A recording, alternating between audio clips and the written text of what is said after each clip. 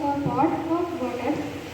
Feeling thirsty, I drank water from the pot, but this matter was reported to our school principal, who asked not to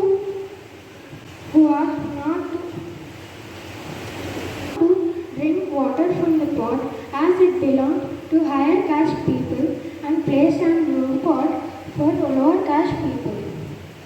I felt very discriminated and refused to drink and broke the second pot twice. At the last, my school principal allowed me to drink water from the same pot which was meant for higher caste people. Incident symbolizes that thus I faced all my life against caste discrimination.